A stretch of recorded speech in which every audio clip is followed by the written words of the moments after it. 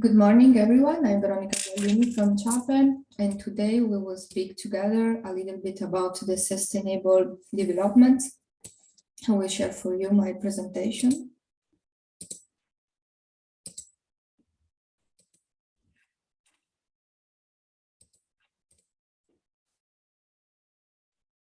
So the points we will cover today with our lesson are the importance of sustainable development, the ultimate goals for sustainability, the European Green Deal, the concept of competitiveness, the competitiveness and social sustainability, and competitiveness and environmental sustainability, the relation between the two of them.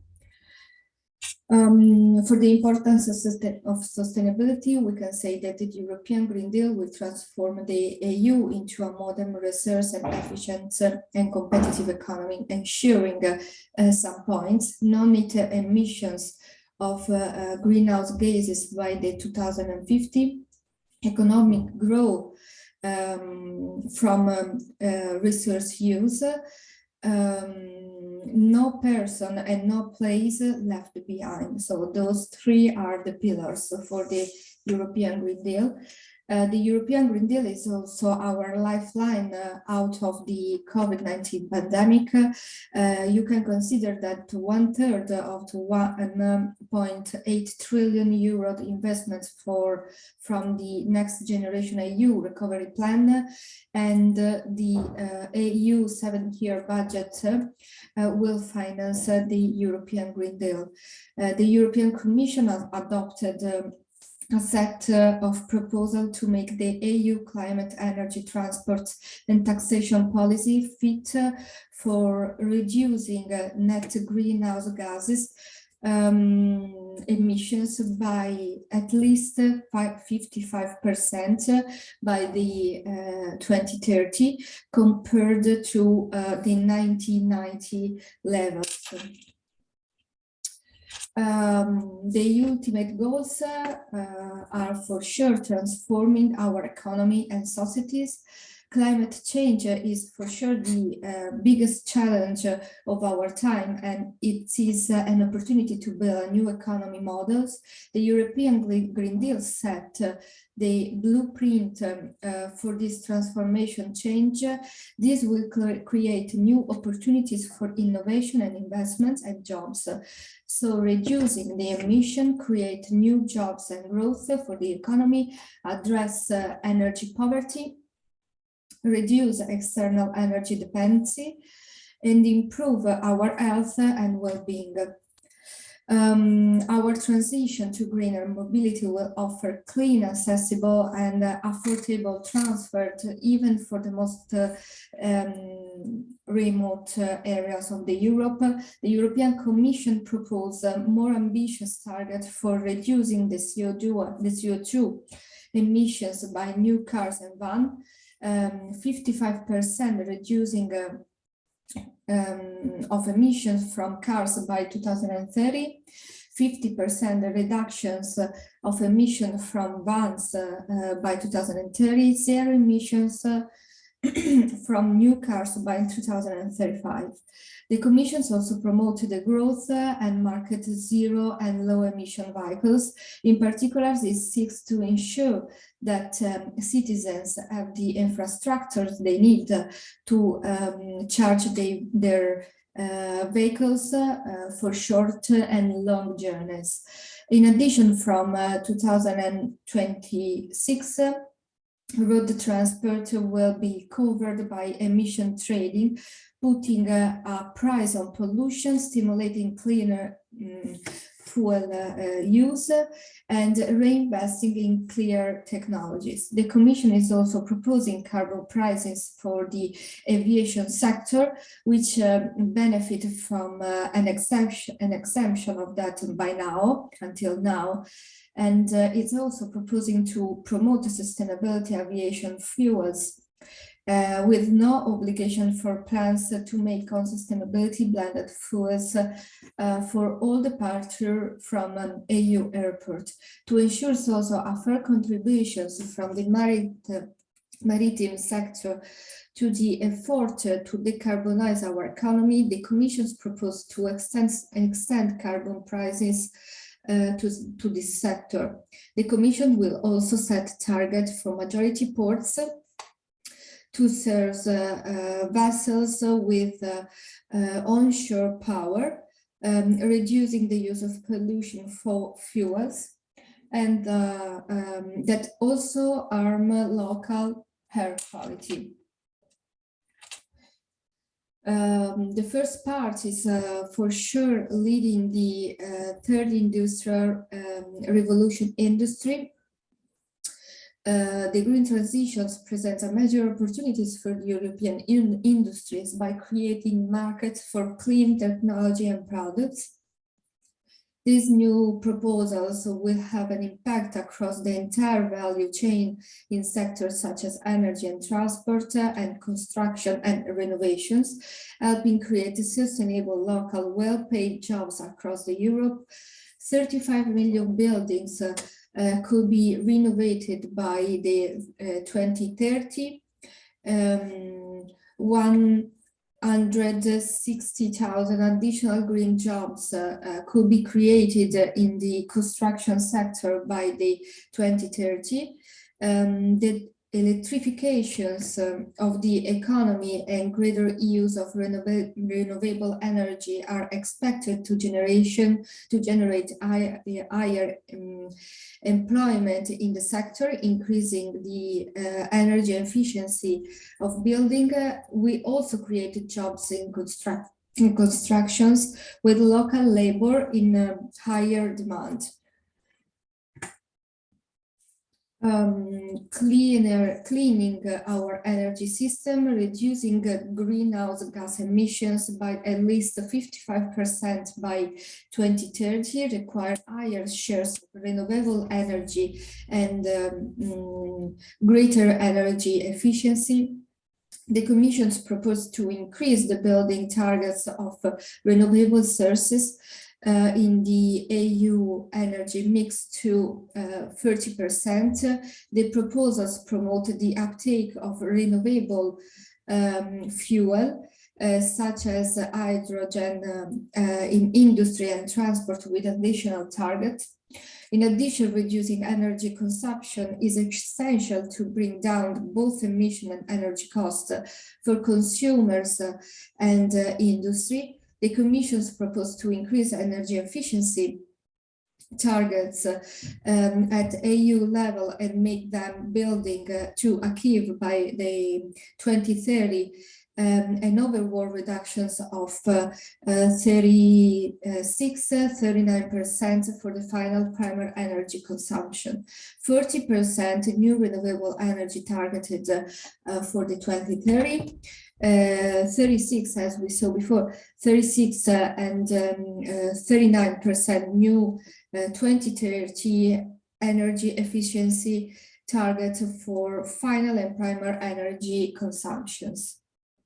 The tax system for energy products must also support the green transitions by giving the right incentives. The Commission's proposal to align the minimum tax rates for heating and transport with our climate objectives, while minimizing the social impact and supporting vulnerable citizens. Renovating buildings for greener lifestyle, renovating our homes and buildings with safe energy, protects against extreme and heat or cold, and tackle energy poverty. The new social climate fund will support EU citizens most affected or at risk of energy and mobility poverty. It will help mitigate the costs of those most exposed to the changes to ensure that the transition is fair and leaves no one behind. It will provide 72.2 billion of euro over 7 years in funding for renovations of building, assess zero and low emissions mobility, or even income support, in addition to own public buildings, must also be renovated to use renewable energy and to be more energy efficient. The Commission proposed also to require member states to renovate at least 3% of the total floor area of a public building annually. Set a benchmark of 49% of renewable in buildings by 2030. Require member states to increase the use of renewable energy in heating and cooling by 1.1 percentage point each year until 2030.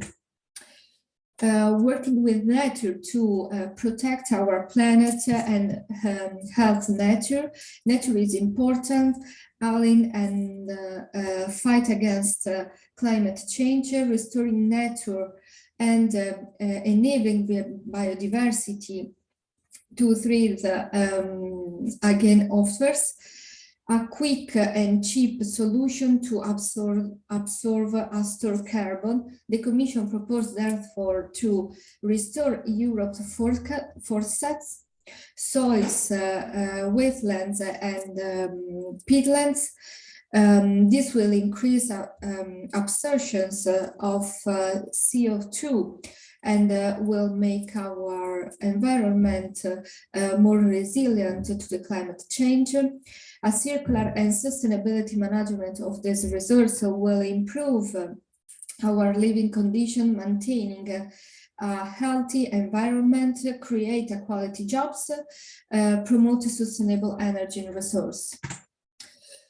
Going through the European Green Deal, we can say that the EU can use its influence, expertise, and financial resources to mobilize the neighbors and partners to join it on a sustainable path. The EU will continue to lead international efforts and want to build alliance with the like-minded. It's also recognized that need to maintain its security of supply and competitiveness even when others are unwilling to act. The European Green Deal is actually a response to this challenge. It's a new growth strategy that aims to transform EU into a fair and prosperous society with a modern resource efficiency and competitive economy, where there are no net emissions of greenhouse gases in 2050, and where economic growth is decoupled from resource use. It also aims to protect, conserve, and enhance the EU natural capital and protect the health and well-being of citizens from environmental related risks and impact. At the same time, these transitions must be just and inclusive. It must be put people first and pay attention to regions, industries, and workers who will face the greatest challenges. Since it'll bring substantial change, active public participations and confidence in the transitions is paramount if policies are to work and be accepted. The European Green Deal will improve the well-being and health of citizens and future generations by providing fresh air, clean water, healthy soil, and biodiversity, renovated energy efficiency building, healthy and affordable food, more public transport, cleaner energy, and cutting-edge clean technologies, technological innovation. Longer lasting products that can be repaired, recycled, and reused. This part will be also seen during our lesson on Module 7. Future-proof jobs and skills training for the transitions, globally competitive and resilient industry. Now we will pass through the concept of competitiveness. The competitiveness is the demonstrated ability to design, produce, and commercialize an offer that fully, analytically, and continuously fulfills the needs of target market segments while connecting with a drawing resource from the business environment, and achieving a sustainable return on the resource employed. The level of competitiveness. These levels assess whether campaigns are managed according to the best practices, need resources, and whether they have competitiveness to manage those resources. Business ecosystem. This level assess whether the local business economy system, which is made up of business support institutions, supplies enterprise with the resources and competence they need to be competitive. National environment. This level assess to the microeconomy and the regulator and environment enterprise operate under. The national environment is primarily set by the government. The pillar of the competitive is compete, connect, and change. Going through the sustainable competitiveness, when we speak about competitiveness, we know that it's not only about the cost and profitability, but involved how countries, sectors, and firms manage socio-economic, environmental resources to achieve greater prosperity in both short and long term. For example, economic resource can be used at country level to promote additional economic growth, human capital dependent development, the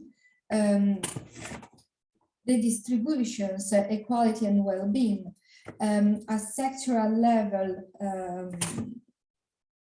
the interactions between companies can generate economies of scale, technological development, innovation, and efficient resource use. At a firm level, the impact on the environment and the use of natural resources can influence the level of development and well-being of the populations. For these reasons, the multiple interactions between the different economic levels and the different socioeconomic and environmental dimensions should be taken into account in the planning of a sustainability competitiveness approach. These broader definitions of competitiveness can be described using this concept of sustainable competitiveness, and this is based on the idea of the competitiveness today should be reached without compromise the possibility of competitiveness for tomorrow. It includes elements of high quality growth, resource management, social equality, human development, and well-being. Within this context, the concept of social and environmental sustainability are linked to the competitiveness.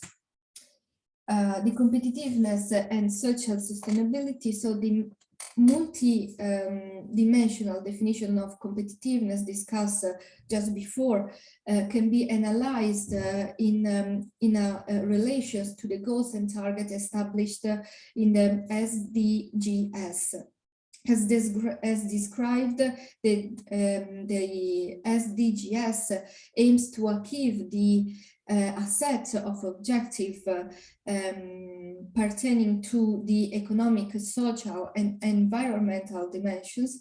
The progress gained in a specific area, however, could generate synergies and trade-offs in another. the analysis of relationship between targets and goals and the impact the specific policies could have across the different dimensions should be considered into in order to minimize implementation costs and make policy effective as possible.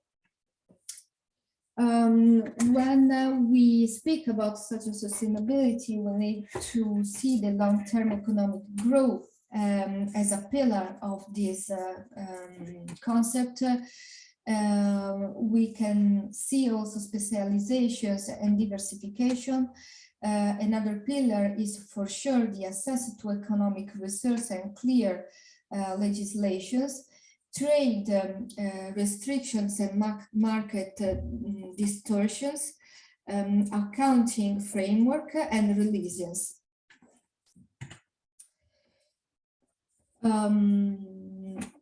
Social competitiveness can be related to social competitiveness by various elements, inclusion and equality. Social activities such as education, health service and welfare states, political activities such as involvement in participative decision-making process and elections, economic activities such as business development, job markets, job training and fair remunerations, equity and cohesion, religions, resilience, and culture. The relations between social competitiveness and environmental sustainability, long-term perspective, resilience, integrational approach, and vulnerability and exposure. Here you can find some references if you want to go further our lesson. And for today, thank you very much and see you soon. Goodbye.